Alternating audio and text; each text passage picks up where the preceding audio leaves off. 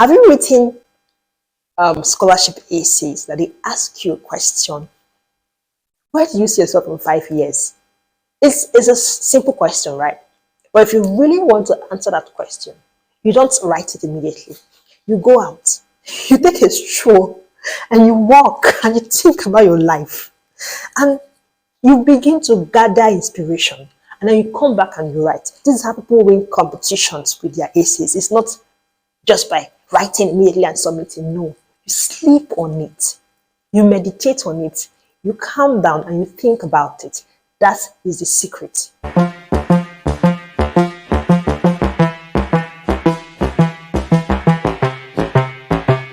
Welcome back to my YouTube channel. My name is Ogadima, and today we are going to learn how to write a personal statement, a very competitive and award-winning personal statement. So grab your pen and your book to jot things down. So if you want to get an admission into a university at undergraduate level or a postgraduate level, you are required to write a personal statement. So if you want to have an advantage over others, you need to put in your best while writing a personal statement. You don't just write it anyhow. You need to do your best. You've come to that point in your life where you need to learn this thing once and for all and do it once and for all. So let's go there. Before I start, I would like to say that a personal statement is not the only document that is required of you. It's not the only document that admissions committee guys use to judge you or use to score or grade your application. No, there are other documents that are required of you. So your reference letters, you have your transcript, university transcript, you have your certificates and your experiences that they use to judge if you are a good candidate for the program. So a personal statement is not just all about that. A personal statement is an addition to what you have already, okay? On this channel, we are going to talk about all those other documents and how you can make them stand out too. But today is only for personal statements. Why is it that universities ask candidates to write a personal statement? You know why? Because they want you to mirror yourself. A personal statement is a reflection of who you are.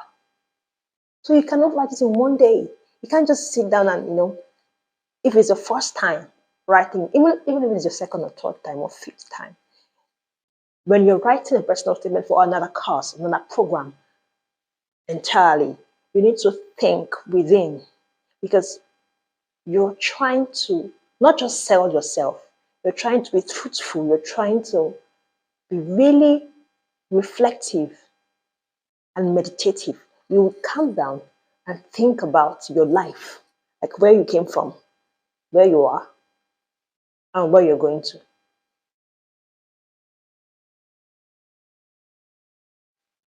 So you're going to link all this to the program that you want to do. Why are you studying that program? What have you done so far that connects to the program? Why should they choose you instead of the other person? What are your goals? What are your future ambitions or your career objectives? And how is this program going to influence that career objective? Why? They're asking you why. So your personal statement is a why question and you have to answer it. Okay? If you are applying for an admission into a university, the university can ask you to write a personal statement, and that's all. Write a personal statement, full stop. And then you just go and tailor whatever you want to tailor. Connects to your field, it connects to whatever you are and what you want to become, and then that's it. But there are some universities that ask you to write a personal statement and they dictate for you what you have to write in it. That's very important. Don't miss it. The Master's Program in International Relations at the University of Bristol has it here that a personal statement should highlight the motivation for applying for the course, and any relevant experience and or skills. So some universities may not have it written clearly here, and I got to find this out because I came here specifically to read the admission statement. You get? But the application portal here just says upload or type a personal statement to support your application. So some people will just come here and type whatever they like or upload anything without having to actually go to the admission statement to see exactly what the university is asking them to write, what the department in particular is asking them to write. Do you get? On the contrary, there are several universities that will not ask you to submit a personal statement with specific instructions. They just say submit your personal statement, and that's it. So you just go out and type it yourself and write whatever you think is best, and then you submit.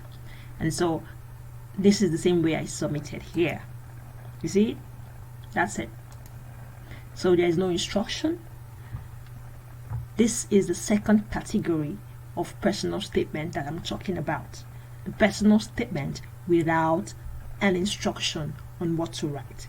So they believe that you know how to write a personal statement. More specifically, we have the University of Denver. I need you guys to look at this very closely.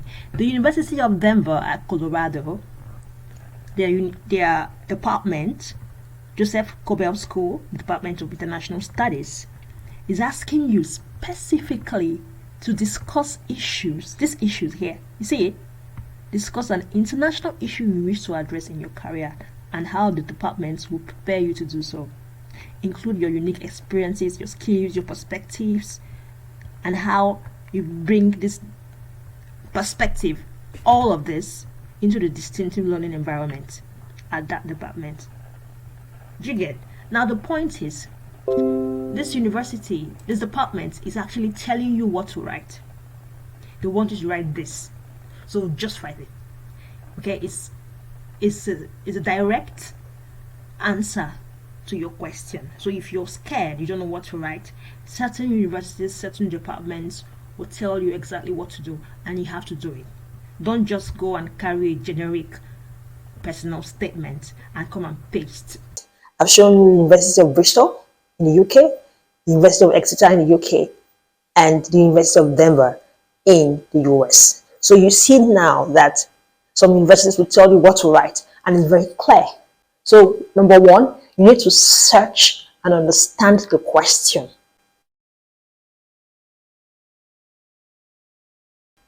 So everything has to align accordingly. You don't scatter your points. So the first paragraph has something in it, and then the second paragraph connects to the first paragraph, and it has its own point. The third paragraph has its own point. You don't jump back to the first paragraph in the third paragraph. You write everything accordingly. Make it flow. Make everything to align accordingly. A story. If you're telling a story, you go ahead and tell your story. Some universities will tell you this is the word limit, 500 to 1,000 words, right? If they don't say the word limit, just know that it is between 500 to 1,000 words, or 1.5 pages to 2 pages, and that's all. Don't go beyond that. Don't over-express yourself. With 500 to 1,000 words, you have enough space to express yourself. Write your personal statement in drafts and come back later to it. Go into the shower, think about your life, reflect, meditate. Think about what has pushed you. Have you written scholarship essays that they ask you a question? Where do you see yourself in 5 years? It's a simple question, right? But if you really want to answer that question, you don't write it immediately. You go out, you take a stroll, and you walk and you think about your life. And you begin to gather inspiration, and then you come back and you write. This is how people win competitions with their essays. It's not just by writing immediately and submitting. No, you sleep on it, you meditate on it, you calm down and you think about it. That is the secret.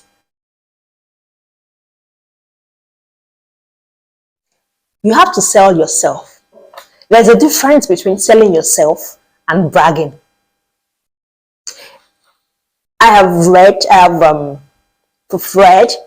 a personal statement where the candidate was just talking. 80% of the AC was about first class, best graduate student. But more, is that why you're here? Is that why you're writing your AC? I just feel like a lot of people lose track of time. People who read your essays have things to do. They want to go straight to the point and grade you and move on. Why the University of Bristol? Because they have this curriculum. Because they are teaching this. I need this course. This particular course module is going to equip me with so and so skill that I intend to utilize outside of the university environment. Hype the university, because you're talking about University of Bristol. Why the University of Bristol and not Harvard? Why the University of Bristol and not Oxford? So you hype them and say, okay, you guys are the top 5% in medical research. You guys are the top 2% in the UK. The world university ranking, you are this, you are that.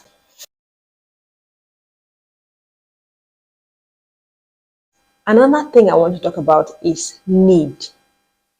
Please, I'm begging you, don't go and tell them that your parents died, and so you grew up from hardship. You were pushing the barrel. Yeah, you suffered.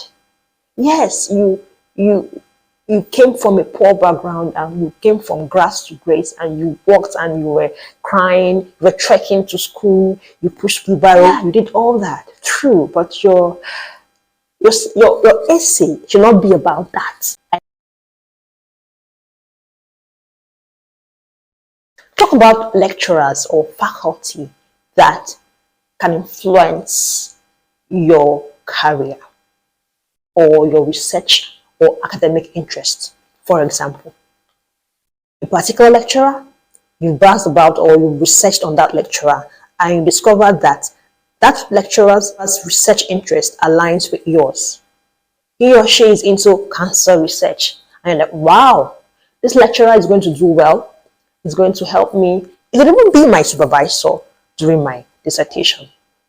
So I intend to collaborate with lecturer this, for that. She inspires me because during my undergraduate project, I was able to use one of her papers, blah, blah, blah. But there's a trick to this. A lot of people don't know how to use this trick to show how smart they are. If you want to use a lecturer's name or a faculty member's name in your personal statement, you have to go deep. You don't just be on the surface and expect people to think that you've hit the nail on the head in that category. So you don't just write or put in their name when you are not honest, right? You need to be honest. You need to really read that paper that you said you read. Read it, because they can come and bring you in an interview. Yeah. There are admission processes that require interview, and they can interview you and they will say, you said in your personal statement that you wrote so and so lecturer's name. What will you say about that? If you're saying you read somebody's paper, read that paper. Talk about the paper in 2-3 lines. How it influences your own research. You can actually analyze it quickly, not too long, 2-3 lines. Let them know that you know what you're doing, what you're saying. You know what I mean? Okay.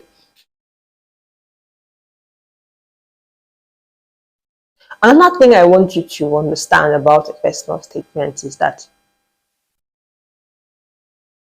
you can't copy someone else's personal statement. A personal statement is your own story, just your own story. And no one can write your story like you can. No one can write your story the way you would write your story. So don't give somebody your personal statement to write for you. It doesn't work that way. I've tried to read other people's personal statements and it gets boring. And I now imagine how boring it would be for other people to read, for faculty staff and graduate admissions team to read. So you need to be straight to the point, you need to be sharp, you need to be smart, and you need to make your statement stand out. If you want to win a scholarship with your personal statement, you have to make it competitive enough. Although winning a scholarship isn't just about your personal statement. They also look at your publications, possibly your CV, your recommendation letters, your certificates, and your transcript. That's by the way. You don't have to have a great result. You don't need to have a first class. There are some scholarships that with a good personal statement, with a good essay, you can make it. So on this channel, I'm going to be giving you all the tips that have helped me so far and can help you too. You don't need to pay people to write anything for you. You can do it yourself, and no one can write it the way you can. Okay? God bless you. You can actually be the best candidate for that program, and because you do not know how to write a good personal statement, you miss it. Because you do not know how to arrange your structure, your words, how to make things flow. I have listened to people preach, talk. These people are smart people, but because they don't know how to express themselves with their speech, the preaching doesn't really elaborate the point as it should. It is the same thing that is applied to writing. You have what you want to say in your mind. You know what you want to say. You want to say it, but because you cannot write it out, because it is difficult for ideas to flow. And then when you finish writing, it's not as tantalizing as what you have in your head or what you really are. It doesn't really reflect who you are. That is why you need to consistently write your problem statement or your personal statement. When you write today, you rest. Tomorrow, you come back again. Take a shower, come back, relax, write, keep writing. That's what we call editing. You edit, you progress, you edit. Calm down. Don't be in a hurry. When you have an application to write, you start early. Don't tell me that you don't have time to submit on time. You started late. Don't mess up. Don't mess up that opportunity. Okay? Before I start, these are some important points you need to understand when you're writing your personal statement and after you write it. So you can come here and cross-check to see if your statement has ticked all of these boxes. Okay? For example, does the statement make clear near the beginning what the applicant is seeking? And does the statement explain why the applicant is interested? So these are some important points that you should take note of. Okay? Yep. So right here, I have a personal statement sample that I'm going to use to teach or to illustrate what I've been talking about throughout the video. Okay? Yeah, so when I'm done, I will go back here and we'll see if that statement has actually ticked all of these boxes. Do you get? So that's it.